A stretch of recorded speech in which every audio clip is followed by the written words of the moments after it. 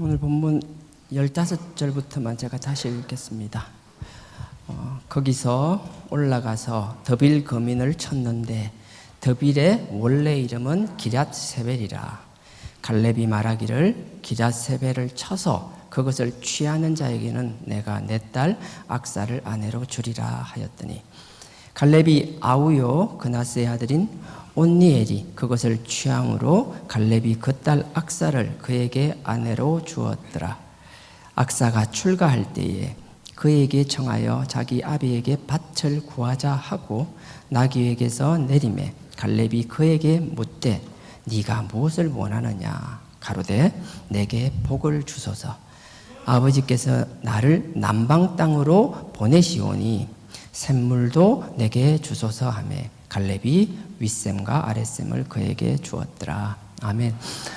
지난주 14장 할 때는 제가 대충 기억나실 거예요.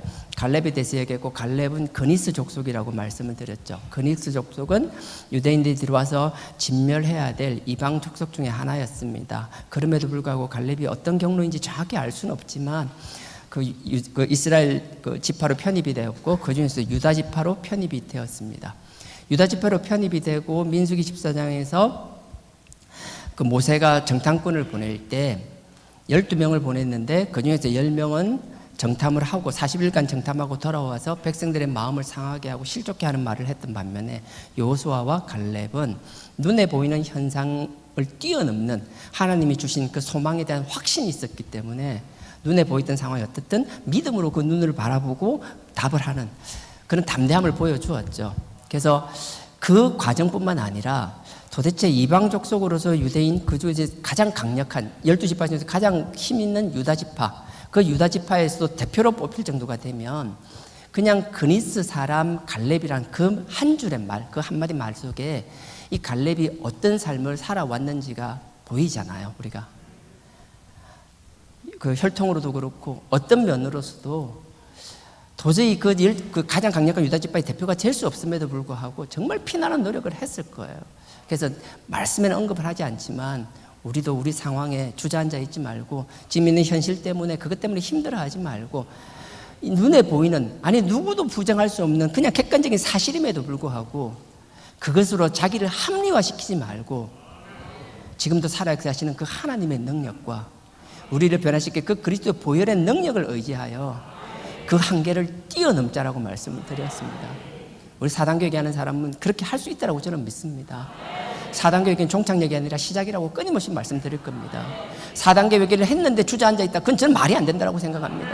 사단교회를 했다라면 주저앉아 있는 게 아니라 아버지의 영광을 바라보며 내가 무엇을 해야 되며 지금 당장 아니더라도 주신 그 소망을 바라보며 뛰어넘기 위하여 그 담벼락 밑에서도 발버둥 치는 모습이 있어야 된다고 저는 믿습니다.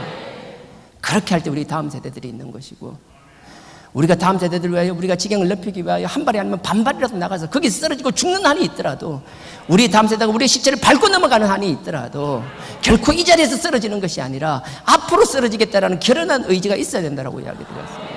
난 여러분들 아니 나부터 우리 모두가 그렇게 살기를 축원드립니다. 또 한 가지는요, 갈렙이 자기를 온전히 하나님을 순종했다라고 이야기합니다. 온전히 따랐다는 건 자기 자신이 인정하는 게 아니라 남들이 하나 스스로가 나가 스스로를 이야기하는 거예요. 자기의 신앙, 자기의 믿음을 스스로 고백하는 것이 아니라 물론 그렇게 해야죠. 갈렙도 그렇게 했으니까요. 문제는 뭔가 하면 내가 한 말을 나 혼자로 끝나는 것이 아니라 나뿐만 아니라 내 주위에서 나를 오랫동안 지켜봐왔던 사람, 나의 삶에 켜켜이 쌓이는 나의 삶의 결과들을 봐왔던 사람들이 나를 인정할 수 있어야 된다는 거예요. 갈렙은 그래서 자기가 온전히 따랐다고 이야기할 때 모세가 뭐라 그래요? 모세도 인정해 주잖아요. 그 잠깐 14장이니까 한번 갔다 와서 다시 오겠습니다. 바로 앞에 14장 8절요. 14장 8절입니다. 나와 함께 처음에 이거는 갈렙이 하는 겁니다. 나와 함께 올라갔던 내 형제들은 백성의 간담을 높게 하였으나 나머지 10명은 다 그랬지만 여호수아하고 15살 차이잖아요. 여호수아가 형님은 알잖아요. 형님하고 내하고는 달랐잖아요. 그 이야기를 하는 거예요. 나는 높게 하였으나 나는 나의 하나님 여호와를 온전히 쫓았으므로 스스로가 나는 하나님 앞에 온전히 주님 말을 쫓았다라고 이야기하는 거예요. 나는 하나님의 뜻대로 가려고 했다라고 얘기하는 거예요. 근데 그거로 끝나는 것이 아니라 그 다음에 9절 보십시오. 그날에 내가 그렇게 얘기할 때, 나 갔다 와서 막 이야기할 때 모세가 그 보고를 듣고 있었잖아요. 백성들 반응도 10명의 반응도 다 지켜보고 있었잖아요. 그 모세가 뭐라고 인정하느냐면 그날에 9절입니다. 모세가 맹세하여 가로되, 그냥 맹세하여 가로되, 네가 나의 하나님 여호와를 온전히 쫓았은즉. 우리가 우리 입으로는 우리의 신앙을 고백하고 혼자 막 신앙을 자랑하는 것이 아니라 주변에서 나를 옳당 받은, 내 삶의 열매를 알고 내가 어떤 사람인지 잘 알고 나의 결과를 통해서 어떤 영향력을 미쳤는지를 아는 사람들이, 내가 하나님 앞에서 어떤 발버둥치를 봐왔던 사람들이, 그래 너는 하나님의 영광에서 하나님의 소망과 뜻을 위해서라면 어떻게 살았는지 내가 인정한다라고 인정해 줄 수 있는 사람, 혼자만의 자아도취의 신앙 고백이 아니라 사람들에게 인정받는 신앙적인 삶을 살자라고 이야기 드렸잖아요. 모세에게 인정받았을 뿐만 아니라 나중에 땅을 분배할 때 자기 형님과 같은 여호수아가, 누구예요? 여호수아 맞네. 예. 여호수아가 또 어떻게 14절요. 예. 죄송해요. 제가 지금 약을 과다 복용했는지 제가 예, 계속 그래요. 예. 그 어디 14절, 예, 14절, 예. 헤브론이 그릿 사람, 이거 다 빼겠습니다. 14절 후반부. 예. 이는 그가 이스라엘 하나님 여호와를 온전히 쫓았은즉. 오랫동안 옆에서 봐왔던 여호수아 같이 인정한다는 거예요. 40년 광야의 동지잖아요. 출애굽하고 2년 만에 그 민수기 14장에 가서 가나안 정탐하고 나서 정말 다른 사람들은 뭐 당연하지 자기 죄값 받는 건데도 불구하고 여호수아와 갈렙은 항상 그렇게 볼 때마다, 야 우리가 왜 개고생하고 있지? 니하고 내하고는 안 그랬는데 왜 우리까지 왜 이 고생을 해야 되지? 38년을 그렇게 했을 거잖아요. 한없이 원망하려면 끝없이 원망할 수 있었을 거잖아. 나는 말씀대로 다 하고 다 했는데, 하나님 앞에 부끄러운 고백을 했는데, 모세도 인정했는데, 근데 왜 38년 동안 이러고 있냐라는 거예요. 근데 갈렙은 거기에 꺾이지 않았어요. 갈렙이 본 하나님 주신 소망과 확신은 30년 40년 따위의 세월로서 꺾일 수 있는 것이 아니었어요. 우리가 하나님 주신 소망에 대한 확신들이 있다라면 결코 시계바늘, 그 세월의 길이에 주눅들지 않길 주님의 이름으로 축원드립니다. 내 때는 한계가 있지만 하나님의 때는 영원하다는 사실. 하나님의 계획은 나의 계획과 다르고 하나님의 생각은 나의 생각과 다르지만 분명한 건 반드시 하나님은 이루시는 분이라는 거. 그 하나님의 영원한 뜻에 동참할 수 있으면 감사한 것이고, 내가 그 마지막이 되면 너무 감사한 것이고, 그렇지 않을지라도 하나님의 약속은 내가 아니라 나의 다음 세대를 통해서라도 반드시 이루어지고 성취된다라는 그 약속, 그 소망을 잊지 않기를 주님의 이름으로 부탁드립니다. 이 여호수아도 인정했던 거예요. 그래서 이런 갈렙, 이런 우리가 삶을 살자. 그리고 마지막에 또 그랬잖아요. 제비뽑기 하고 있는데 갈렙이 먼저 손을 들었잖아요. 나머지 12지파가 제비를 뽑는데 전부 다 얼마나 마음이 두근두근했어요. 그들도 정탐을 하고 나서 불평을 했지만, 불평을 했다라는 건 뭐예요? 우리가 들어가기에 이 땅은 너무 좋고 너무 힘센 사람들이 있어서 우리는 들어가서 도저히 차지할 수 없다라는 거예요. 우리가 들어가서 차지할 수 없다라는 소리는 뭔가 보면 차지만 하면 너무 좋은 땅이라는 거잖아요. 근데 그 땅이 어디예요? 거인족이 있는 헤브론도 있지만, 그 전략적 요충지이기도 하지만 그 위쪽으로 올라가면 왼쪽에 막 샤론 평야처럼 평야들이 또 얼마나 있어요. 여러분들 이게 고원의 평야라는 건 이렇게 이해하시면 돼요. 그 부산 사람은 잘 모르겠는데 서울 사람들은 강원도 자주 가잖아요. 강원도 가다 보면 대관령 목장이 있고 그 꼭대기 산 높은 데도 그 내려오다 보면 푸른 초장이 있고 그 솥대들 막 돌아다니고, 나중에 꼭 가봐요. 지난번에 얘기한 것 같은데 그런 느낌. 고산지대지만 그 밑에 보면 평원이 있고 목초지가 있고 그런 거예요. 얼마나 좋아요. 마음으로 전부 다 그런 데 가기를 원하지 않겠어요? 저 위에 갈릴리 호수 쪽은요 너무 좋아요. 막 물도 많고 막 어떻게 바다, 지중해 바다처럼 거친 바다가 아니라 그 나름의 거친 바다라고 얘기하지만 그래도 안정적으로 그 고기도 잡을 수 있고 주변에 땅도 좋고, 오병이어 사건도 다 그거에서 일어났잖아요. 들판도 있고 너무 좋아요. 누구나 다 아는 좋은 자리가 있음에도 불구하고 갈렙은 사람들이 두려워해서 10명의 정탐꾼이 다 반대했던 이유가 나머지 땅은 너무 좋아요. 아골골짜기 포도 장난 아니에요. 아골골짜기가 여리고성에서 예루살렘까지 올라가는 그 골짜기를 말하는 거예요. 너무 좋아, 너무 좋아, 너무 좋아. 근데 헤브론에 보면 완전 안악자손 완전히 서장훈 같은 애들이 도저히 안 된다는 거예요. 너무 좋지만 안 되는 이유가 그 거인족들 때문에. 그때 갈렙은 손을 팍 들잖아요. 제비 뽑기 전에 하나님 앞에 모세가 약속하지 않았냐고. 나는 누구나 가고 싶어하는 그 땅이 아니라 누구나 가기 싫어하는 거, 제비 뽑을 때 그것이 뽑힐까 봐 두려워하는 그곳을 내가 먼저 선택하고 가겠다라는 거예요. 우리는 이런 마음가짐으로 살았으면 좋겠어요. 세상에서는 웅장한 포부를 가지고 세상 생활하지만 이제 20살 되고 대학 되고 어떤 사람은 사회생활 시작하기도 하고 대학 졸업하고 군대 갔다 오고 20대 중반에 후반에 사회생활을 시작하지만 그 웅대함이 막상 그 조직 속에 직장 속에 들어가서는 그냥 며칠 지나지 않으면 그 조직의 논리에 막 녹아들고 막 거기에 주눅이들을 찌그러들어서 막 그냥 그런가 보다 하고 막 탁 숙이고 그 조직 논리에 막 녹아들어서 어쩔 수 없이 그렇게 살아가는 그런 톱니바퀴 같은 인생이 아니라 이 신앙의 영역에 있어서만큼은 이 갈렙과 같은 포부를 가지고 살기를 원합니다. 꿈이 꺾이지 않기를 원합니다. 그래서 우리의 꿈과 우리의 소망을 보고 우리의 자녀들 다음 세대들이 보고 우리 부모님의 세대 모르겠어 우리 부모님은 학벌도 가진 것도 없지만 내가 볼 때 우리 부모님이 하나님을 향한 영광을 위한 그 소망과 꿈의 광대함은 내가 감히 따라갈 수 없다라고. 점점점 성장해서 자랄 때 나는 우리 부모님의 아버지의 영광을 위한 그 소망과 꿈의 그 넓은 광야를 볼 수 있었던 것만 해도 감사했다라고 고백하는 우리의 다음 세대들이 될 수 있도록 여러분들이 마음을 넓히기를 원합니다. 그 답답한 좁아빠진 마음을 찢어발기기를 원합니다. 아버지께서는 우리가 생각한 것 그 이상의 넓은 것들을 우리에게 주셨어요. 우리 눈이 어둡고 생각이 좁아 터져서 아버지께서 우리에게 주신 것조차 우리 것인지 모르고 살아가는 그런 답답하고 미련한 삶이 아니라 지금도 살아역사시는 그 아버지의 권능을 붙잡으며 지금도 우리를 변화시키며 죽은 자도 살리는 그 그리스도의 보혈의 능력을 의지하여 세상을 나가며 주눅들고 그냥 찌그러지는 삶이 아니라 아버지를 향해 가슴 활짝 펼 수 있는 그런 삶을 살기를 주님의 이름으로 축원드립니다. 갈렙은 두려워하지 않았습니다.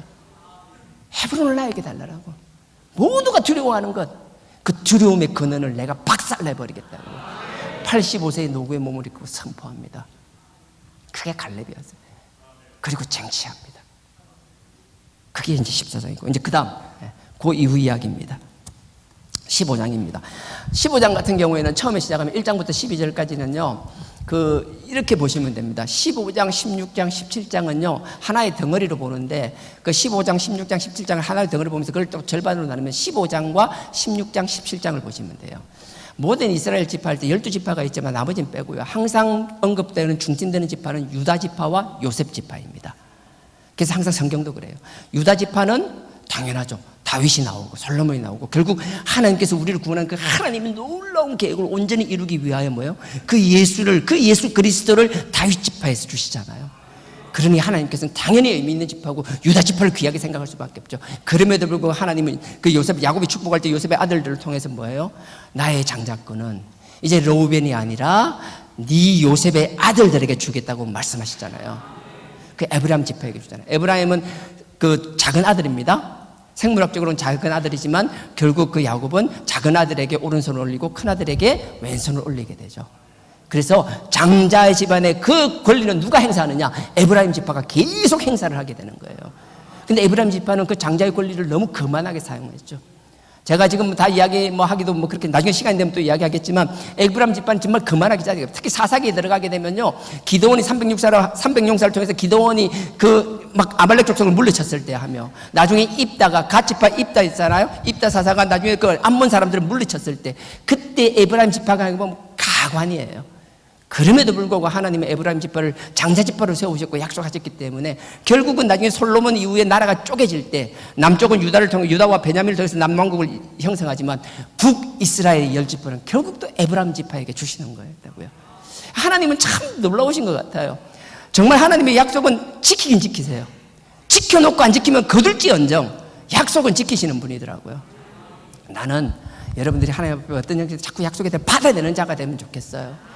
받아낼 때 나의 욕심을 위해서 자꾸 요구하고 받아내는 것이 아니라 하나님의 원대한 계획, 하나님이 가려워하시는 것, 하나님이 답답해하시는 것, 하나님이 원하는 곳에 우리의 마음과 손길을 보내며 아버지 이 일이 당신의 뜻이 아니나이까 내가 그 일을 하겠다라는 아버지 앞에 약속을 하며 아버지 약속을 받아냈으면 좋겠어요. 그래서 아버지 주신 약속 다 받아들였으면 좋겠어요. 어차피 온전하지도 못한데 아버지 축복 누리면서 살면 얼마나 좋아요. 하여튼 돈 달라 소리는 아니고 하여튼 하나님 주신 축복은 다 받아 누렸으면 좋겠어요. 그래서 여러분 이제 갈렙 아까 했죠. 15장, 16장, 17절인데 16장, 17절은 요셉 지파에 대한 므낫세와 에브라임 근데 참 재밌는 건요, 하나님이 므낫세가 장자인데 에브라임에게 장자권을 주었습니다. 그게 미안했는지 한번 잠깐만 찾아보실래요? 여기 16장 소개할 때는요, 항상 16장 4절에 보십시오. 분명히 므낫세가 아니라 에브라임에게 장자권을 주었어요. 근데 소개할 때는 어떻게 하는가 하면요, 여호수아 16장 4절입니다. 이렇게 합니다. 16장 4절에 요셉의 자손 므낫세와 에브라임, 여기는 이제 족보 순서대로 딱 합니다. 생물학적 순서대로 딱 적어놔요. 근데 여기서 딱 이렇게 해놓고요, 그 다음에 또 하나님의 뜻대로 에브라임을 앞에서부터 쭉, 그 다음부터 에브라임을 먼저 소개하고 있는 거예요. 하나님이 모르겠어요. 나 잘 이유는 모르겠는데 성경에 보면 항상 에브라임을 먼저, 작은 아들을 앞세우거든요. 그게 미안해서 그런지 모르겠는데 또 간간히 또 므낫세를 앞에 기록해 주시기도 하더라고요. 여하튼 이 16장과 17장은 요셉 지파인 므낫세와 에브라임 지파에 대해서 쭉 기록이 되어 있습니다. 읽다 보면 여러분 읽어보신 분들은 제가 대충 순서대로 가니까 다 아시잖아요. 그래서 미리 그 대충 예상하고 읽어오시는 분이 있을 수도 있죠. 예, 아멘. 예. 읽다 보면 궁금한 게 쭉, 요셉의 아들 므낫세하고 에브라임 쭉 하다 갑자기 뭐지? 슬로보앗의 딸들이 왜 튀어나오지? 17장 이제 3절부터면 슬로보앗의 딸들이 나와요. 므낫세 지파. 이거는 나중에 또 시간 되면 뒤에 가서 또 설명해요. 슬로보앗의 딸들이 나옵니다. 아들이 없이 딸만 있다고 죽은 사람은 어떻게 되느냐? 민수기 27장에서 언급된 부분인데 그걸 가져와서 소개하거든요. 그렇게 하다가 요셉 지파가 이제 끝나게 되고요. 오늘 시간이 되면 17장까지 갈 거고요. 예, 안 되면 가는 데까지만 갈 거예요. 15장. 자, 15장 1절부터 12절까지는 이렇게 보시면 돼요. 유다지파, 요셉지파, 유다지파가 어떤지 여기 다 설명해요. 읽어봐도 잘 몰라요. 뭔 말인지 몰라요. 굳이 여러분들이 알아야 될 만한 게 있다라면요, 뭐 이런 거요. 7절, 예, 12장 7절에 또 아골골짜기 있어. 아골골짜기 되겠죠. 요단강 건너자마자 여리고성 있는 데부터 예루살렘까지 그 산빛대까지 쭉 올라가는 거. 우리로 치면 저기 화명동 32번부터 정점부터 저기 기도 물레방아까지 딱 그런 느낌. 쭉 골짜기 타고 올라가는 거. 그걸 아골골짜기예요. 자, 아골골짝 이 이야기하는 건 알아놓으면 나중에 계속 반복되니까 미리 알아놓으면 좋다라는 얘기예요. 그 다음에 드빌은 나중에 15장 보면 오늘 드빌 얘기가 나올 거예요. 드빌이 어디지? 예루살렘 근처인가 보다. 그렇게만 알아놓으세요. 드빌을 지나 북으로 올라가서 강편에 있는 아둠비 쭉쭉 보면 알 필요 없어요. 그 다음에 8절 넘어가 보세요. 흰놈 하면 그냥 흰놈 골짜기 하면 예루살렘 성벽 바로 앞에 있는 골짜기. 계속 보면 신약에도 많이 나와요. 흰놈 대충 이게 나오면 예루살렘 근처구나 이 정도만 알아놓으면 돼요. 나머지 몰라도 돼요. 지금 어딘지도 모르는 거예요. 이걸 이렇게 하면 돼요. 유다 지파의 경계를 1절에서 12절까지 하는데 어떻게 했는가 하면 이렇게 해요. 남쪽 경계를 이야기하고요, 그 다음에 동쪽 경계를 이야기합니다. 그리고 북쪽 경계를 이야기하고 서쪽 경계를 이야기해요. 근데 이렇게 생각하시면 돼요. 우리가 제일 잘 아는 거, 우리는 부산이니까 경상도잖아요. 경상남북도인데, 이렇게 경상남북도 경계를 설명할 것 같으면 여러분 딱 생각하면 눈 딱 감으면 호랑이, 토끼 탁 튀어나오잖아요. 우리나라 하면 한반도, 그죠? 한반도 이렇게 호랑이가 탁 튀어나왔어요. 나 옛날에는 토끼라 그랬잖아요. 하여튼 토끼든 호랑이든 딱 튀어나왔어요. 그러면 거기 여러분 딱 머릿속에서 볼 때 그럼 경상도 하면 어떻게 설명할 거예요? 그러면 제 같은 경우는 이렇게 설명할 거예요. 우리가 할래 보면 백두대간 하면 백두산부터 쭉 함경도로 내려와가지고 강원도 쭉 이렇게 내려와가지고 태백산맥까지 연결되는 거, 태백산맥에서 소백산맥으로 꺾어지는 거, 백두대간이라고 하잖아요. 예, 해요. 그래, 예. 그렇게 하잖아요. 그럼 우리 경상도는 이렇게 보면 돼요. 쭉 내려오다가 설악산 밑에 그 태백산이 있잖아요. 태백산에서 쭉 내려오면 울산 쪽으로 내려가는 거고, 태백산이 안 내려, 태백산에서 바로 옆에 소백산이 있잖아요. 예. 소백산 옆에 또 무슨 하나 산 있어. 일본 때 생각이 잘 나고 갑자기 지금 내가 쫄였나 봐요. 생각이 안 나네. 월악산 있어요. 충전도 쪽 하여튼 몰라. 갑자기 생각이 안 나. 내 하던 건데. 그 옆에 추풍령 고개 있는데 무슨 속이에요? 속리산 있잖아요. 속리산 옆 밑에 덕유산이 있잖아요. 덕유산 밑에 지리산 있잖아요. 지리산 밑에 섬진강이 있잖아요. 예, 그래. 할렐루야. 그냥 그렇게 설명하시면 돼요. 그냥 내가 경상도를 설명할 때 어떻게 하는가 하면 저 위에 태백산에서 소백산에서 월악산에서 그 다음에 속리산에서 덕유산에서 지리산에서 남쪽에 강 있는 거, 섬진강 있는 데까지 여기가 경상도입니다라고 이렇게 설명하면 되는 거예요. 그럼 경상도는 위에서는 산이 있고 왼쪽으로도 산이 있고 남쪽에 남해가 있고 오른쪽에 동해가 있습니다. 이 말이 1절에서 12절까지 이야기해요. 그러니까 알필요 그냥 그런가 보다 하면 생각하면 돼요. 남쪽, 동쪽, 서쪽, 북쪽, 시작이 그런가 보다 하면 이해하시면 되고요. 그 다음에 보세요. 20절부터 쭉 보세요. 20절부터 보면요, 읽기도 부담스러운 거 막 막 나옵니다. 무슨 성, 무슨 성, 무슨 성, 무슨 성, 막 동네 이름이 막 나오는 거예요. 동네 이름이 지금 막 끝없이 나오는데, 여러분들이 동네 이름 보면은 엄청 많아요. 여기서는 112개라고 돼 있는데, 실제로 세보면 122개가 나와요. 왜 틀린지 모르겠어요. 하여튼 세알이 보면 그렇게 나와요. 근데 이건 이렇게 되는 거예요. 우리가 경상도 같으면 저 북쪽 끝에 울진 있을 거잖아요. 울직, 문경, 구미, 김천, 대구, 뭐 청도, 밀양, 양산, 뭐 김해, 창원, 마산, 진주, 부산, 울산, 뭐 이런 지역들이 있을 거잖아요. 그 지역 이름이 122개가 쫙 적혀 있어요. 결론 알 필요 없어요. 네, 끝까지 그냥 그렇다라는 거예요. 15장은 처음에 경계를 쭉 설명해주고 중간에 뭐 다른 말 안 하고 나머지 20절부터 끝절까지는 그 경계 안에 있는 성읍 122개 성읍. 제가 대충 얘기한 것보다 한 10몇 개 남짓하잖아요. 지금 기준으로 하면 뭐 구체적인 거 부산에 뭐 남구, 북구, 동구, 뭐 수영구, 동래구 다 뭐 이런 식으로 늙어가듯이 그게 적어 놓은 거예요. 오케이, 여기까지 갈게요. 죄송합니다. 자, 그 다음에 오늘 하고 싶은 얘기 15절부터 19절까지. 자, 찾으셨죠? 13절부터 봐야겠네요. 13절. 여호와께서 여호수아에게 명하신 대로 여호수아가 기럇 아르바 곧 헤브론 성을 유다 자손 중에서 분깃으로 여분네의 아들 갈렙에게 주었으니 아르바는 아낙의 아비였더라. 기럇 아르바라 했는데 기럇은 성읍이란 뜻입니다. 아르바는 뭔가 하면 아낙 자손 중에 대표적인 사람인 거예요. 저 동네 진짜 큰 농구 선수처럼 진짜 큰 사람들 많아. 그 중에서 대표적인 농구 선수 하면 딱 서장훈이 생각나듯이 그냥 대표적인 인물이에요. 그러니까 큰 사람들이 몰려 사는 사람 중에서도 특별히 큰 사람들이 큰 놈들만 모여 있는데 그게 기럇 아르바인 거예요. 기럇 아르바 이름이 헤브론이라고 말합니다. 그걸 갈렙이 가진다고 했고 주었습니다. 그 다음 14절 보십시오.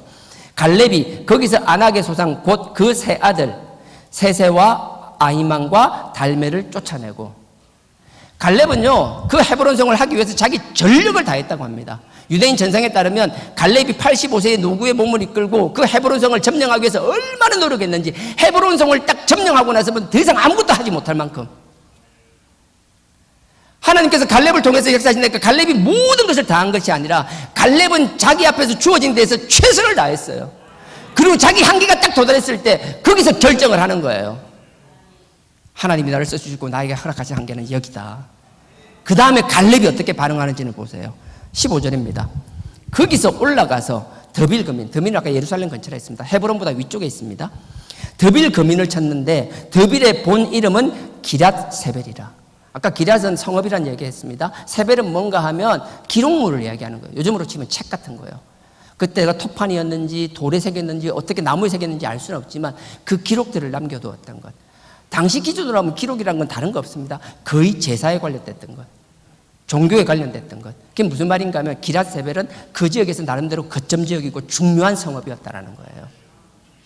그 기럇 세벨, 이제 헤브론은 점령했지만 기럇 세벨이라는 중요한 도시를 다시 점령해야 됐는데 갈렙은 헤브론을 점령할 때 너무 기진맥진돼서 더 이상 어떻게 할 그게 없었대요. 그래서 여기 보면 15절에 보면 마치 갈렙이, 다시 읽을게요. 거기서 올라가서 더빌 거민을 쳤는데 더빌의 본 이름은 기럇 세벨이라 하니까 마치 갈렙이 점령한 것처럼 보이지만 아니라는 거예요.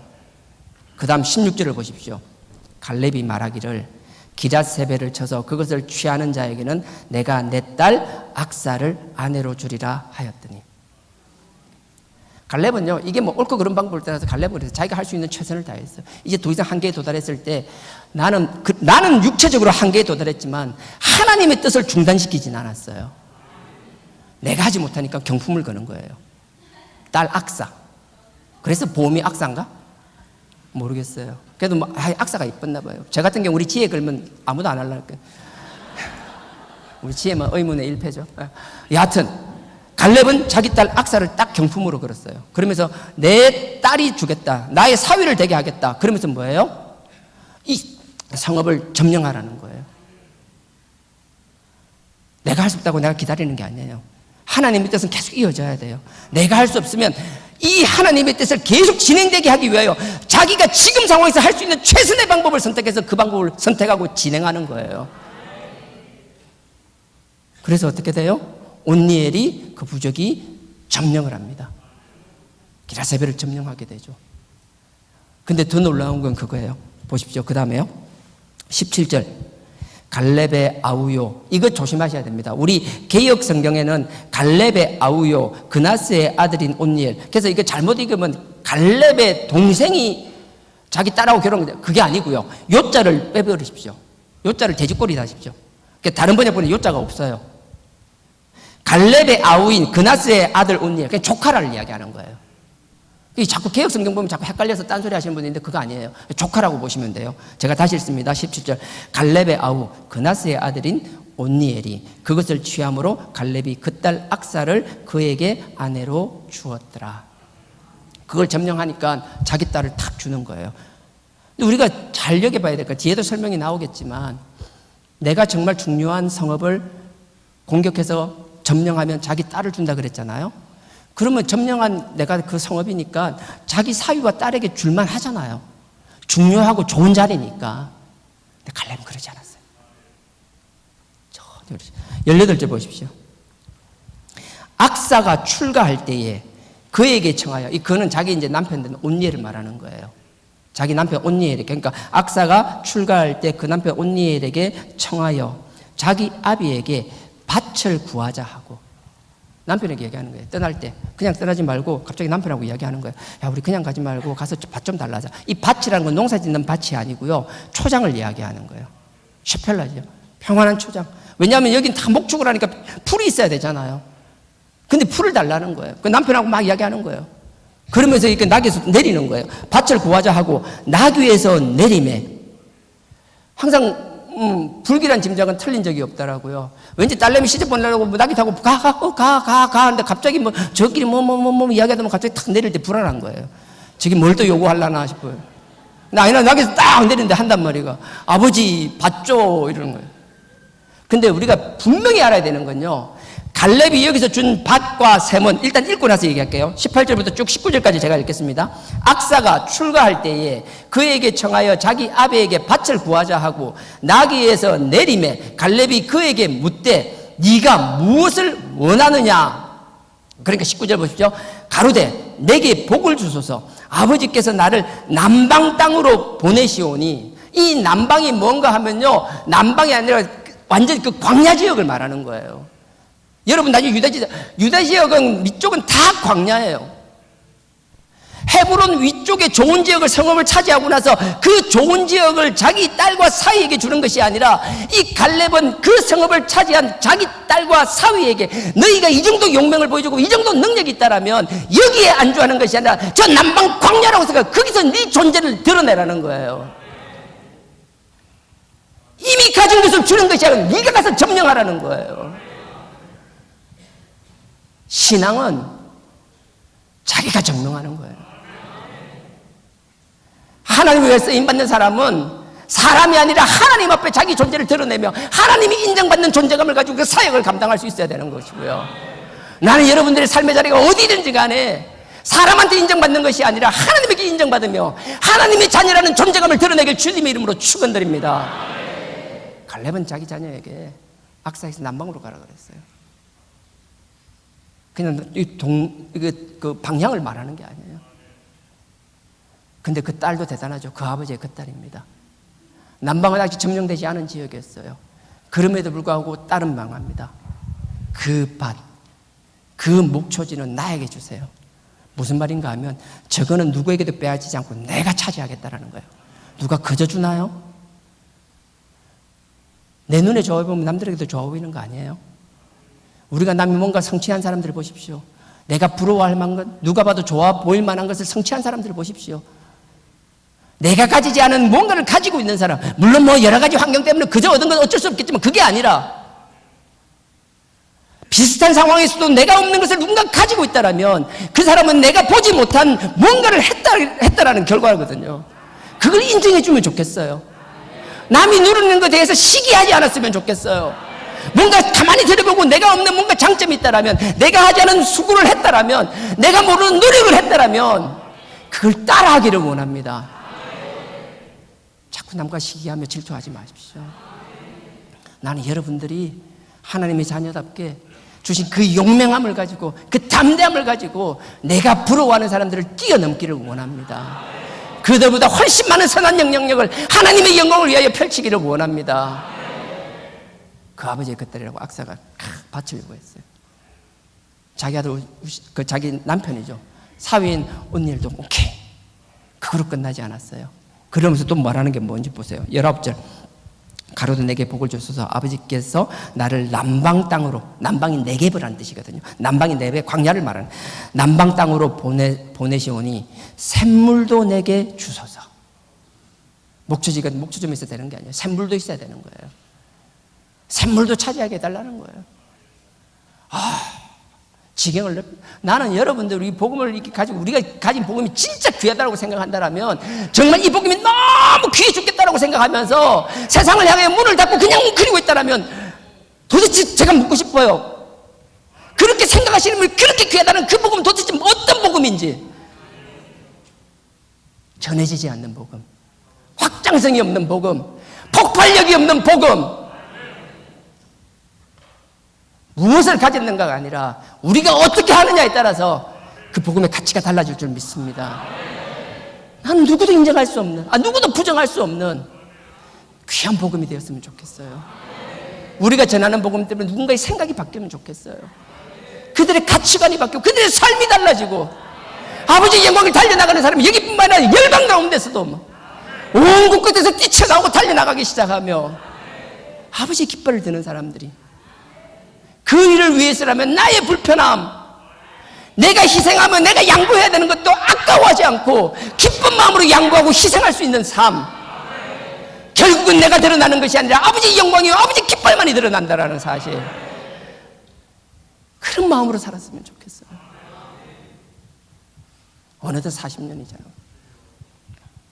이젠 다음 세대들이 마음껏 펼칠 수 있는, 그들이 디딜 수 있는 땅을 만들어주고 싶어요. 그들이 달려나갈 수 있는 초원을 만들어주고 싶어요. 그 초원에서 많은 사람들을 만나기를 원합니다. 그리고 새벽에서 빌립처럼 그들에게 복음을 전하기를 원합니다. 우리 스스로가 폐쇄적으로 돌아가지 않기를 원합니다. 물론 지금 그렇다는 얘기는 아니에요. 하지만 우리가 지향해야 될 점은 반드시 복음은 확장되어야 된다. 그 복음의 확장을 위하여 내가 무엇인가를 해야 되는 걸 찾고 아버지 앞에 지혜를 구하는 삶이 신앙의 삶 중에 하나라는 것, 그걸 게을리하거나 그걸 가벼이 여기는 사람이 없기를 주님의 이름으로 부탁드립니다. 그 아버지의 그 딸인데 또 그 아버지예요. 샘물을 내게 주소서 하니까 갈렙이 탁 하는 게, 야, 너 기왕하는 거 샘물 하나 갖고 되겠어? 자, 저 산 위에 있는 윗샘뿐만 아니고 저쪽에 아랫샘까지 네가 할 수 있는 최선을 다해서 다 가져. 여러분들이 뭐 주변 환경 하지 말고 아버지 바라보고 아버지 주시는 그 힘과 능력으로 사람 의지하지 말고. 제가 얘기했잖아요. 예전에 제가 신학교 갈 때마다 벌써 30년 훨씬 넘었습니다. 그때마다라도 하나님 위해서라면, 아버지를 위해서 몇 년쯤 진짜 뭐 짧게는 몇 개월, 1년, 2, 3년 뭐 굶을 각오하고 사역 시작하는 거였잖아요. 이제 어느덧 그런 게 사라졌어요. 조건 따지고 환경 따지고 환경이 안 되면 안 되고, 그러니 그런 생각으로 나가니까 또 이기지도 못하고 끊임없이 열고 닫고 열고 닫고 열고 닫고만 시작되는 것. 제가 분명히 얘기합니다. 준비 없이 그냥 나가는 거 지청욕입니다.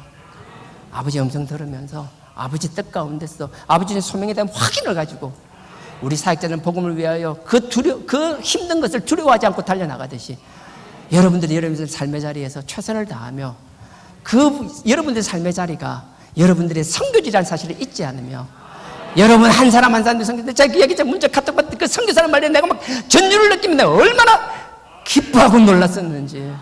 우리 모두가 하나님의 종이며 선교사들로 거듭날 수 있기를 주님의 이름으로 축원드립니다. 그렇게 살았으면 좋겠어요. 유다 지파의 갈렙은 이랬어요. 갈렙뿐만 아니라 그 자녀들까지, 그 사위까지 하나님께서 주신 약속뿐만 아니라 그 약속을 성취하기 위해서 자기의 희생과 어려움을 두려워하지 않고 나아갔습니다. 반면에 오늘은 시간상 못할 것 같은데 다음 주 되면 할게요. 요셉 지파는 어땠는지 달랐어요. 그래서 비교하는 것 같아요. 나는 요셉 지파와 같은 삶이 아니라 유다 지파와 같은, 갈렙과 갈렙의 자녀와 같은 삶을 살 수 있기를 주님의 이름으로 축원드립니다. 다 같이 찬양 드리겠습니다. 네.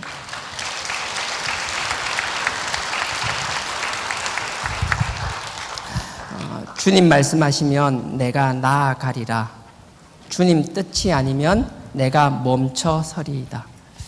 나의 가고 서는 것 주님 뜻에 있으니 오 주님 나를 이끄소서. 뜻하신 그곳에 내가 있기 원합니다. 이끄시는 대로 순종하며 살리니 연약한 내 영혼 통하여 일하시옵소서.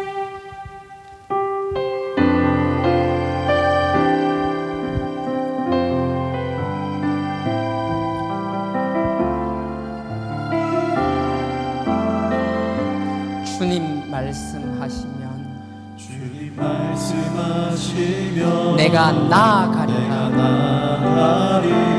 주님 뜻이 아니면 내가 멈춰 서리라. 나의 가고 서는 것 주님 뜻에 있으니 오 주님 주님 말씀하시면 내가 나아가리라. 주님 뜻이 아니면 내가 멈춰서 나의 가고 서는 주님 뜻에 있으니 나를 이끄소서. 뜻하신 그곳에 나 있기 원합니다. 이끄시는 대로 순종하며 살리니 연약한 내 영혼 통하여 일하소서. 주님 나라와 그 뜻을 위하여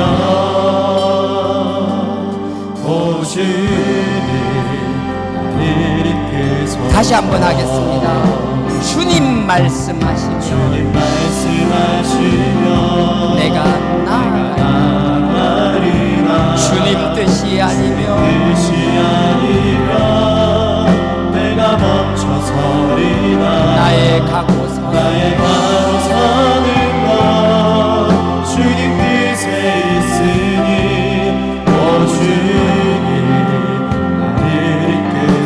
주님 말씀하시면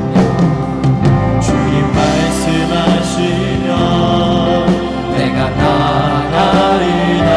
주님 뜻이 아니면 내가 멈춰 서리라. 나의 가고 서는 것 주님 뜻에 있으니 오 뜻하신 그곳에 나 있기 원합니다. 이끄시는 대로 순종하며 살리리. 연약한 내 영혼 통하여 일하소서. 주님 나라와 그 뜻하신 그곳에 나 있기 원합니다. 이끄시는 대로 순종하며 살리니 연약한 내 영혼 통하여 일하소서. 주님 나라와 그 뜻을 위하여 오 주님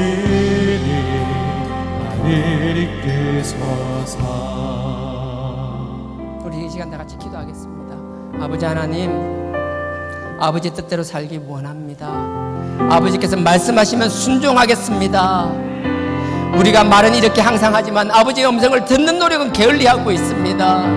언제나 아버지 뜻과 아버지 음성을 들으려고 하는 것이 아니라 나의 필요만 끊임없이 반복하는 삶을 살고 있습니다. 아버지 하나님, 당신의 음성에 귀를 기울이는 저희들 되게 하여 달라라고, 아버지 음성을 듣고 아버지 뜻에 순종하는 저희들 되게 하여 달라라고, 나의 부족함으로 할 수 없다라고 포기하는 것이 아니라 아버지께서는 하실 수 있사오니 아버지께서 음성을 들려주시면 나의 모든 것을 향하여 나아가겠다라는 우리의 결심을 다시 한번 이렇게 세워달라라고, 나는 할 수 없지만 아버지는 할 수 있다라는 그 고백하는 자들 되게 하여 달라라고, 이 시간 다 같이 주여 삼창하고 기도드리시겠습니다. 주여, 주여, 주여.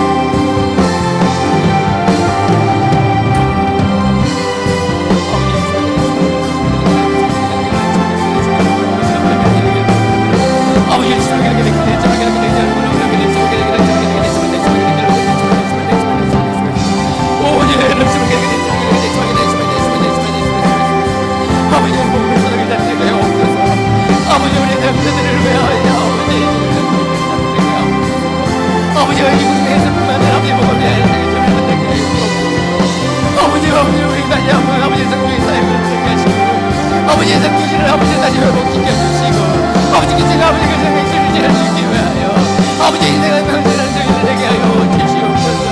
아버지 하나님, 복음이 같이 복음이 되지 않게 하여 주옵소서. 아버지 묶여 있는 복음이 되지 않게 하여 주시옵소서. 아버지께서 이 그리스도의 복음에 펼쳐나가게 하시고, 아버지 우리 복음이 아버지 나가고, 아버지 그 자리에 문제를 해결할 수 있는 아버지에게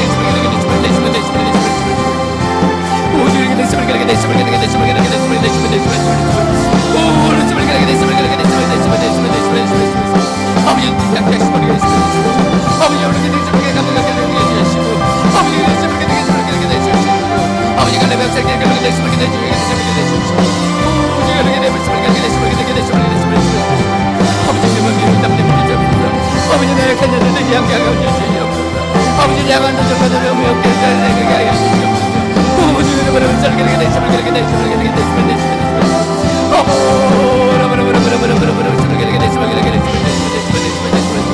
아버지 우리에게 계시고 다시 한번 아버지 우리 인생에 되게 하시고요. 아버지 우리 관계가 졌든 아버지 당신 우리의 부르심을 다시 한번 높게 해주시고, 아버지 우리의 주어진 삶 한 번밖에 없는 이 임신의 삶이 아버지 앞에 드리는 되시면 되시고, 아버지 앞에 드리는 부끄러운 죄를 주시도록 아버지 영광의 아버지 중에 아버지 그런 삶을 잘 들어가요 주시옵소서. 오 주여 저리가 되시면 되시면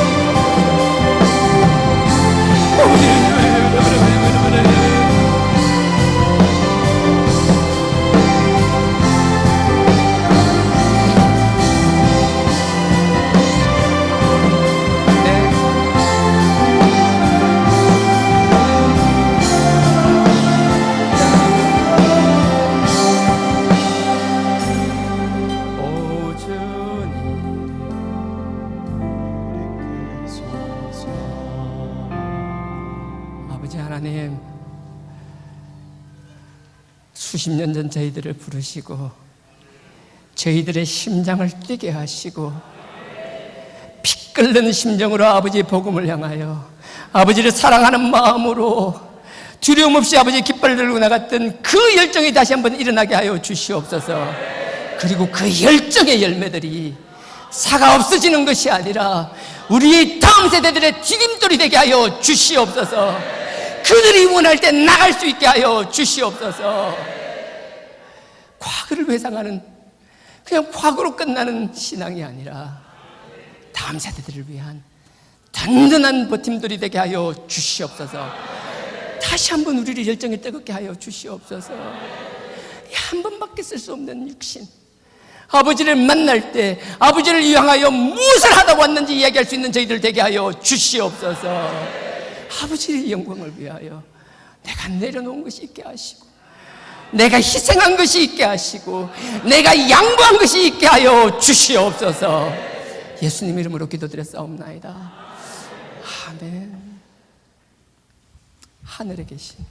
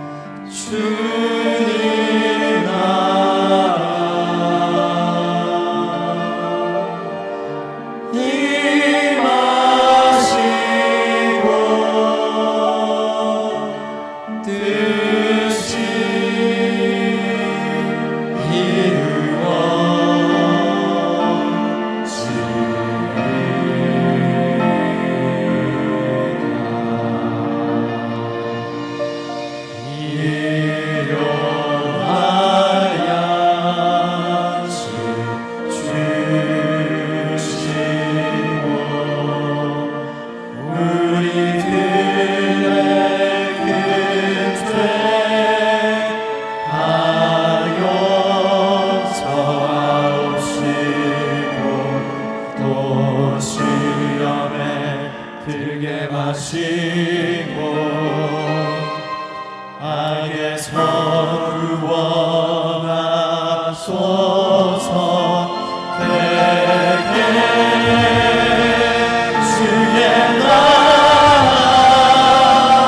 주의 권세 주의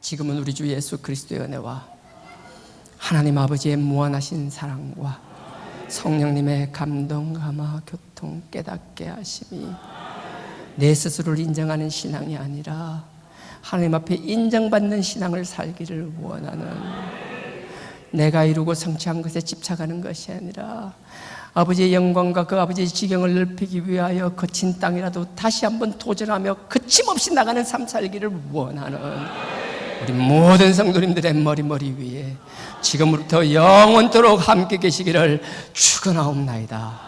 아멘.